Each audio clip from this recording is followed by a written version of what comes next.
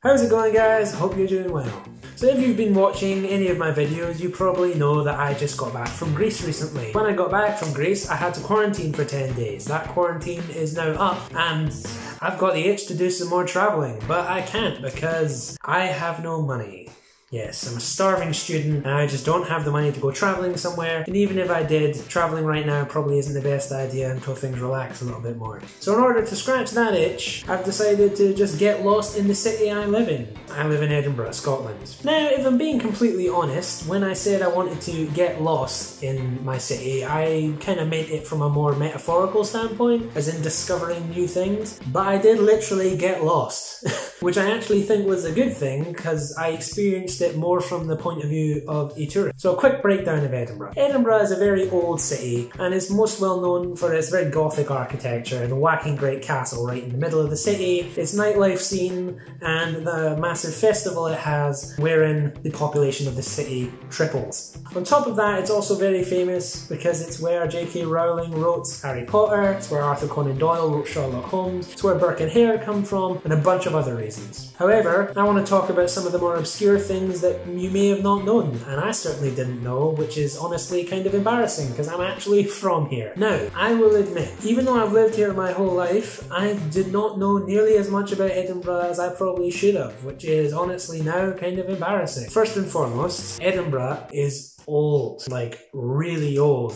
There's a lot of stuff that's happened here, and I knew about some of it, some of the big things, but I didn't know about a lot of the other stuff, and I didn't really appreciate quite how beautiful this city is. How would I describe Edinburgh? I would describe Edinburgh as a very old honeycomb covered in blood. The city itself is built on several levels, with a series of tunnels running underneath the old city. This honeycomb of tunnels is soaked in blood because Edinburgh's history is incredibly violent. We've got plagues, we've got murderers, we've got body snatchers, we've got pretty much every unpleasant thing you could possibly imagine. Now, although Edinburgh is very old, it is very much alive. When walking around the main parts of the city, it's densely packed with tons of people walking around, and on top of that, it's got an incredibly well-developed nightlife scene. Scottish people like to drink. Way more than we probably should, but you know, it is what it is. Now, in Edinburgh's Old Town, it's got a very distinctive type of architecture, very, very densely packed and on multiple levels. When walking through the Old Town, I encourage anyone to just walk down a close, basically an ancient alleyway, and just see what they find on the other end of it. Depending on your outlook, these closes could seem either really, really interesting or really spooky. But regardless, it's worth taking a look.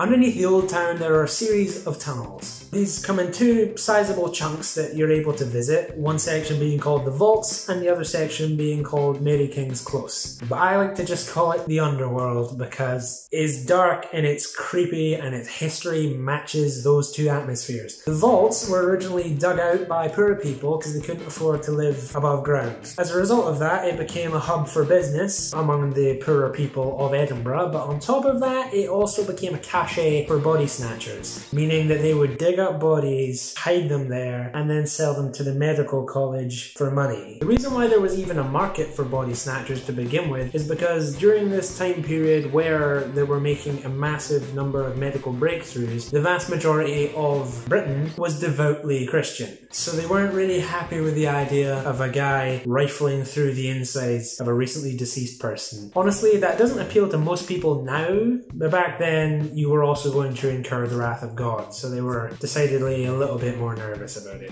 If you've heard of Burke and Hare, they're the two most famous body snatchers in Scottish history. The reason why Burke and Hare are so well known is because they were body snatchers. However, they took their job a bit too seriously. So seriously, in fact, that they decided to snatch some bodies that were not dead yet. Basically, they decided because they were making so much money off bodies that they should just start killing people and selling them to the medical colleges. And they got away with it for a sizable amount of time before, I don't remember which one it was, I think it's Burke, or it might have been Hare, was hung, and they still have that one skeleton in the medical college. You can go and visit it.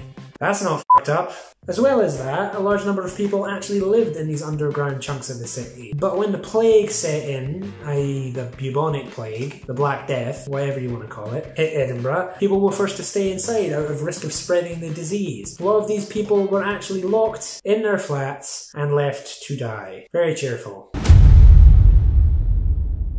If you're a Harry Potter fan, then you probably know that J.K. Rowling is from Edinburgh. If you're an even bigger fan, you probably know some of the fun facts about Edinburgh, like the fact that you can visit the cafe where she actually wrote her books. On top of that, there are some other, maybe more obscure facts that you didn't know. For example, the private high school called Harriet's served as the inspiration for Hogwarts. That's especially crazy for me, because I actually went to high school myself, like 2 minutes down the road from there. No joke, I could hit one of their windows with a rock from my school. That is how close it was. An even more interesting fact is that you can actually visit Voldemort's grave.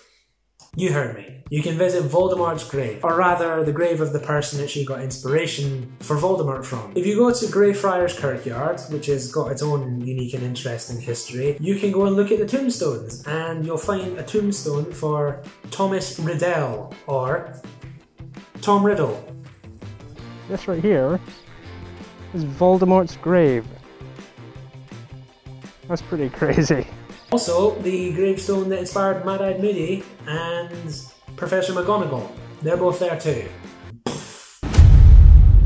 It's a pretty well-known stereotype that Scottish people like a drink. And I'm definitely not here to contradict that because it is true. Whether or not it can be considered healthy is a matter for another video entirely. However, this incredibly close and loving relationship that we Scottish people have with alcohol has led to us having a very well-developed nightlife scene. Due to the pandemic, obviously everything was shut up until fairly recently, but now the world is starting to wake up and things are opening up again. So it's back to the way it was. That way being, you can barely walk a block without finding about 3 pubs. On top of that, the old town is plastered with clubs, and to people that have not been to Edinburgh before, it can be quite jarring to find a very modern club in the middle of an incredibly gothic and old city. One of the most famous clubs in Edinburgh is called Hive. It's famously known not for being the place where you start your night, but the place where you finish your night, irregardless of whether or not you actually want to go there. You will always find yourself in that club at the end of the night. It's pretty skeevy, but everyone loves it. And that's the aspects of Edinburgh that I don't think people really cover. So I decided to make a video myself covering them in my own way. It probably wasn't particularly helpful, but